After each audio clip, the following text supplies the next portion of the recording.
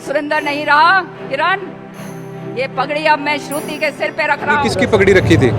बंसीलाल जी ने अपनी राजनीतिक विरासत की पगड़ी श्रुति चौधरी के सिर। कहाँ कोई स्टेटमेंट होगी दादाजी की ऐसी? इसी थी जब चौधरी बंसीलाल जी के साथ अपनी उंगली उनके उंगली पकड़कर। दादाजी की पगड़ी मेरे पिताजी के सिर पे रखी गई थी, मेरे चाचा जी की पगड़ी मेरी बहन श्रुति के सिर पे रखी गई। चौधरी बंसीलाल जी ने श्रुति के ऊपर ये सोच के रखा था कि आने वाला समय मेरी पोती लेकर में टक्कर नहीं होगी किरण चौधरी वहां से। मजा आ जाएगा ना। हर जगह पर 5-5, 10-10, 20-20 लोग भी जो हैं वहां पे कैंडिडेट जो हैं खड़े हो रहे हैं। जिसको बाबू बेटा यूं सोचेंगे कि भैया हमारे नीचे लग के काम करेगा, हमारी हाँ में हाँ मिलाएगा, उसको तो मिल जाएगी टिकट भाई। और बाकी जो हैं क्या करेंगे भाई बताओ?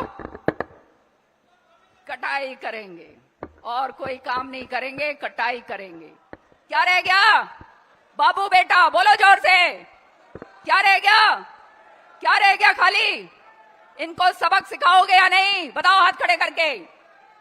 सारे हरियाणा में जो हमारे लोग फैले हुए हैं, जो उनने 2004 के अंदर जो विलय करा था, उस समय जो है हवीपा पार्टी का एक बहुत बड़ा योगदान था, जिसके कारण कांग्रेस पार्टी ने भारी बहुमत से सरकार बनाई।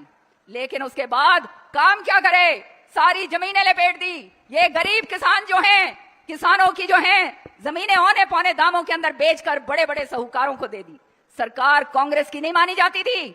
सरकार कहते थे सीएलयू सरकार। क्या कहते? अब कांग्रेस नाम की कोई चीज नहीं रही, कोई नाम की चीज नहीं रही कांग्रेस की। वहां पे केवल बाबू और बेटा भाई। क्या है भाई बताओ? छोटी सी थी जब चौधरी बंसीलाल जी के साथ अपनी उंगली उनकी उंगली पकड़कर, तो शाम या यहाँ पर जो भी भिवानी में जलसे हुआ करते थे, जींद में भी हुआ करते थे, छोटी उंगली पकड़कर बाबूजी उसको लेकर जाते थे। शुरू से चौधरी बंसीलाल जी ने श्रुति के ऊपर ये सोच के रखा था कि आने वाला समय मेरी पोती लेकर जाएगी। सच्चाई है। और सुरेंद्र सिंह जी के समय पे पूरी आपके गांव गांव में जाई हुई है, आप सब जानते हो। और मेरा तो सारा चुनाव प्रचार जो है सीएम साहब श्रुति ही संभालती। तो अब बेटी आपके पास आ रही है, खुश हो कि नहीं ये बता दो। मैं एक बात अंत में कहूंगी, चौधरी बंसीलाल जी ने सुरेंद्र सिंह जी के जाने के बाद तुम जानते हो कि उनका जो है बिल्कुल जो है जीने की तमन्ना ही खत्म हो गई, क्योंकि सुरेंद्र सिंह जी उनके बेटे ही नहीं थे, उनके सारथी के रूप में काम करा करते थे। उनके आकस्मिक निधन के बाद चौधरी बंसीलाल जी ने सब कुछ छोड़ दिया और एक बहुत बड़ी जनसभा हुई जिसमें आप लोग सब शामिल हुए।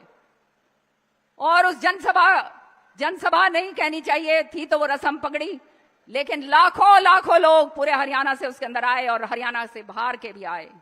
मुझे सुबह सुबह चौधरी बंसीलाल जी ने बुलाया और एक बात कही, और वही बात मेरे कान में बार बार गूंजती है कि सुरेंदर नहीं रहा किरण, ये पगड़ी अब मैं श्रुति के सिर पे रख रहा हूं।